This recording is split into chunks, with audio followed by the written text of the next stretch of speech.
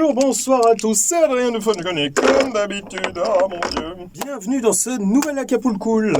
Alors, je vous l'avais promis, lors du test de la Chiappa Little Badger, qui a eu un succès monstre, j'en reviens encore pas, vous avez vraiment des goûts de chiottes. Comme je vous l'avais dit, la Little Badger n'a rien inventé ou peu s'en fout. Ils ont inventé le côté moderne mauvais goût. Et ils ont inventé le côté pas cher mauvais goût. Et ils ont inventé le côté on passe dans le frein de grenier mauvais goût. Bon, les carabines anciennes, bien entendu, de chasse ont eu énormément de succès et certains modèles ressemblent énormément à la Little Badger. C'est ce genre de modèle que je vais vous montrer aujourd'hui avec notamment celle-ci. Alors ça, c'est une carabine de chasse liégeoise avec de très beaux bois qui a comme particularité d'avoir donc une magnifique clé serpent sur le côté qui ouvre la dite carabine, mais également un très gros bouton sur le côté qui permet de la plier totalement. Ça vous rappelle rien? Bah bien sûr que si, que ça vous rappelle quelque chose, sinon vous êtes un peu con.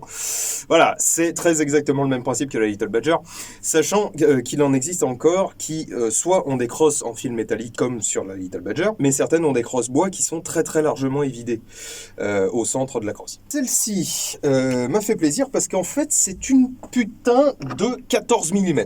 Qui n'est pas un petit calibre. Très honnêtement, étant donné la taille du canon, étant donné l'épaisseur du canon, la première fois que j'ai mis une 14 là-dedans, je me suis dit « Oh !» c'est comme ça que ça se termine, quoi. Dites à papa que je l'aime, dites à maman que je l'aime, dites à tout le monde que je l'aime, et vous n'aurez jamais ma collection.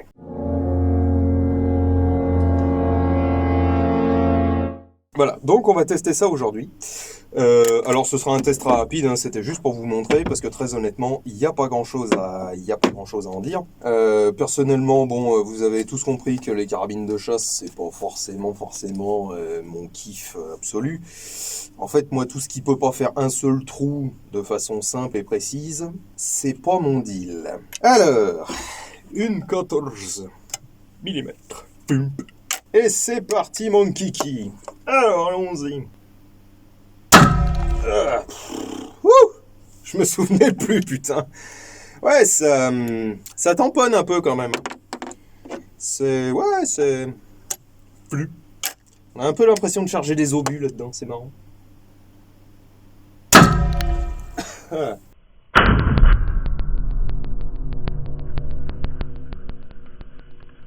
Alors il faut se méfier de la crosse justement parce que si vous voulez pas prendre une pêche, c'est voilà, mais c'est très très très très sympa.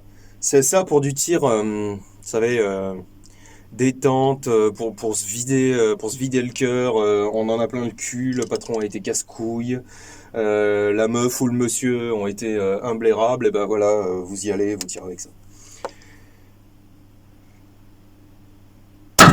Oh, aïe. Là, j'en ai pris une. C'est rigolo, quoi. C'est juste marrant.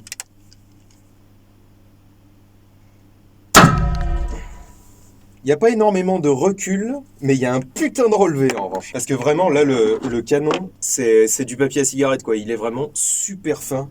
C'est ultra léger. Et en fait, vraiment, ce qui est lourd, c'est la crosse. Tout le reste, ça pèse pas un gramme. Tiens, je vais essayer. Attendez. Je vais essayer à gauche. Juste pour rire. Oh putain. Oh, aïe aïe aïe. Super mauvais épaulé. Aïe, ce fusil ne me va pas du tout au côté gauche. Là, je viens de prendre une pêche sur la clavicule, mais alors pas très nette. Alors, réessayons en épaulant un peu plus correctement. J'aime bien utiliser des calibres un peu qui commencent à être un peu imposants. C'est pas un calibre imposant, mais ça commence. Au côté faible, parce que tous les tireurs connaissent à peu près ça. Enfin, pas les débutants, mais tous les tireurs qui ont 10-15 ans de pratique minimum connaissent ça. C'est-à-dire, c'est comme un boxeur. Quand vous vous êtes pris des pêches suffisamment dans la bouche, au bout d'un moment, vous les sentez plus. Vous avez tellement fait semblant que ça faisait pas mal. Au bout d'un moment, ça fait plus mal pour de vrai. Ben, c'est exactement ça pour un tireur sur son côté dominant, quand il en a un. Je parle pas des ambidextres, bien sûr, bande de salopards. Quand on a un côté dominant, le côté dominant, il sent plus rien. Il a tellement l'habitude d'épauler correctement, d'en prendre plein la bouche. Voilà. Le côté faible, moi, ça fait presque un mois que je l'ai pas utilisé. C'est une grosse erreur. Il faut l'utiliser très souvent. Au contraire, il faut être ambidextre. ambidextre au tir. Mais moi qui ne l'ai pas utilisé depuis un mois, là, celle-là, j'ai l'impression de tirer je sais pas, du 45-70 globalement. Donc, je vais continuer, hein. Si vous m'en voulez pas, puis quand bien même vous m'en voudriez en fait, je m'en bats les couilles.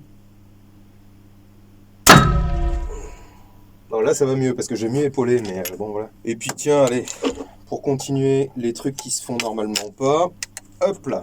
Parce qu'alors là, la carabine est tellement légère, vous vous rendez pas compte, j'ai l'impression d'avoir un 1873 dans la main. Wouh. Ah d'accord.